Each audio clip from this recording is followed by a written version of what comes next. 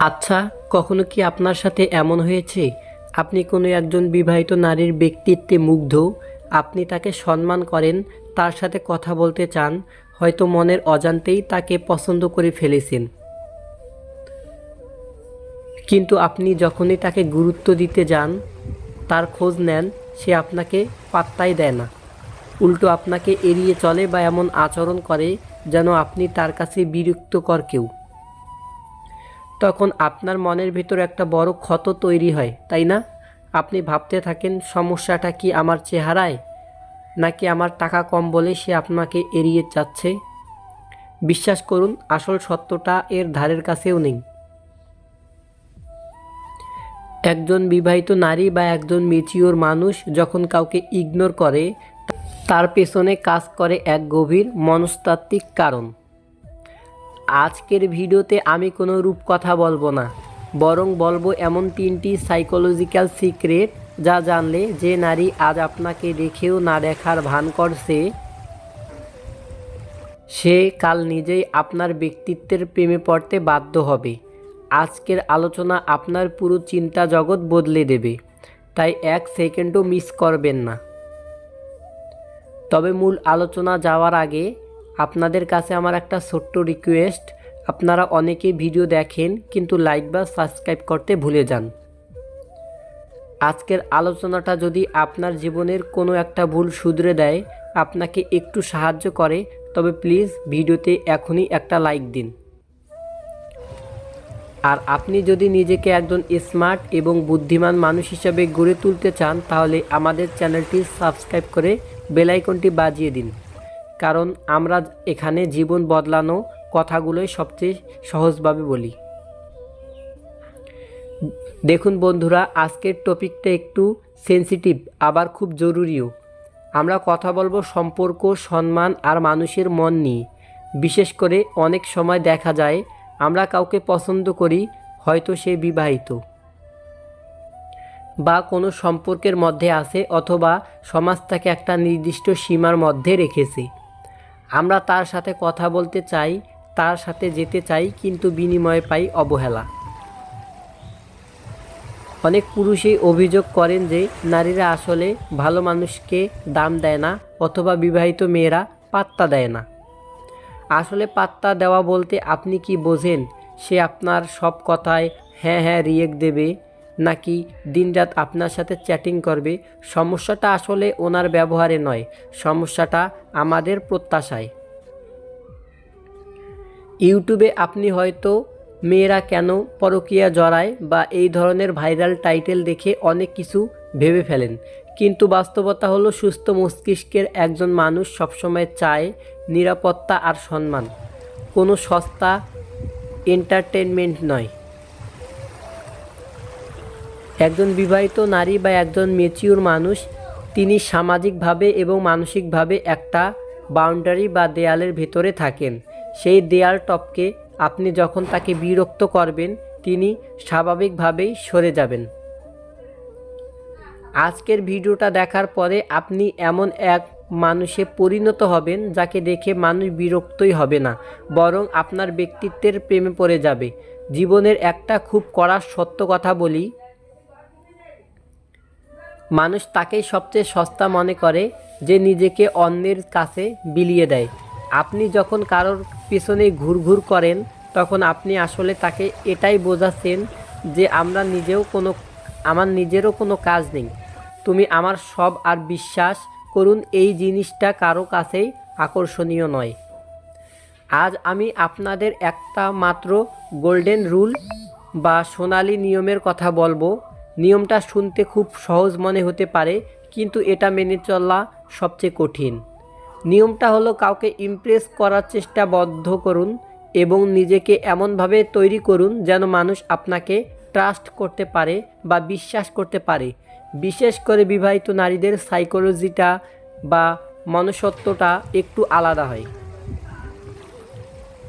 তারা তখন কোনো পুরুষের সাথে কথা বলেন, তারা সবার আগে দেখেন এই লোকটা কি নিরাপদ নাকি কোনো ঝামেলা বাঁধাবে।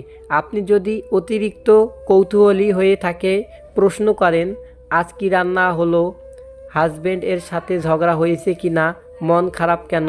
এই ধরনের প্রশ্নগুলো হয়তো ভাবছেন কেয়ার করা বা যত্ন নেওয়া, কিন্তু ওনার কাছে এগুলো মনে হতে পারে তার ব্যক্তিগত জীবনে নাক গলানো। আর এখান থেকেই আপনার প্রতি তার বিরক্তি হওয়া শুরু।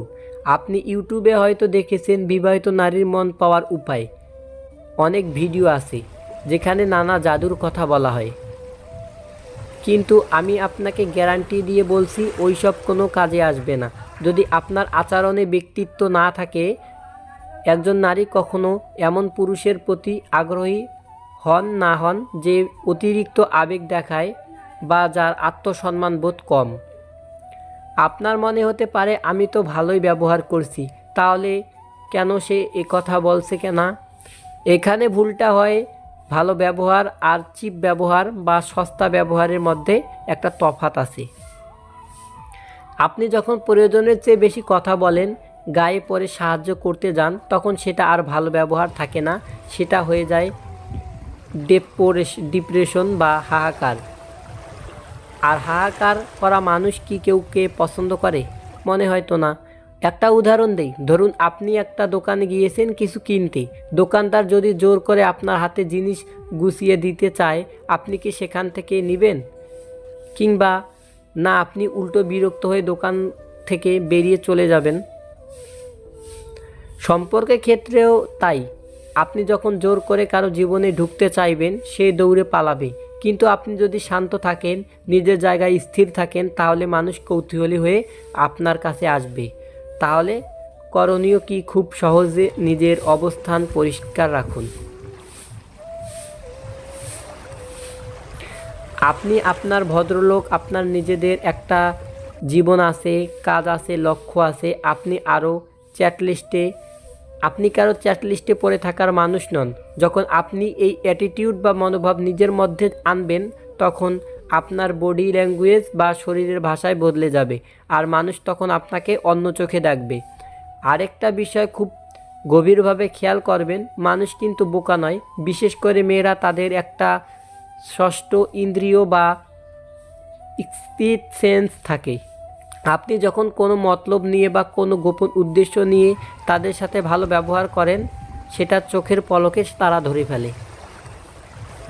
আপনি মুখে যতই মিষ্টি কথা বলুন, আপনার মনের ভিতরের লোভটা তারা বুঝতে পারে, আর তখনই তারা এটা বোঝে, তখনই তারা নিজেকে গুটিয়ে নেয়। তাই সবার আগে নিজের উদ্দেশ্য পরিষ্কার করুন। আপনি যদি সত্যি একজন ভালো বন্ধু বা শুভাকাঙ্ক্ষী হতে চান, তবে সেটাই হন। কোনো প্রতিদান আশা করবেন না। আত্মনির্ভরশীলতা এই শব্দটা খুব দামি। যে মানুষটা নিজের ভালো থাকার জন্য অন্যের উপর নির্ভর করে না, সেই মানুষটা সবচেয়ে বেশি আকর্ষণীয়। আপনি যখন নিজের কাজ নিয়ে ব্যস্ত থাকবেন, নিজের কেরিয়ার বা শখ নিয়ে মেতে থাকবেন, মানুষ দেখবেন যে আরও তো আমাকে এছাড়াও দিব্যি ভালো আছে। এই যে আপনাকে ছাড়া তার চলছে যাচ্ছে, এটা মানুষ মনে একটা কৌতূহলী তৈরি করে। তখন তারা নিজে থেকেই আপনার সাথে কথা বলতে চাইবে।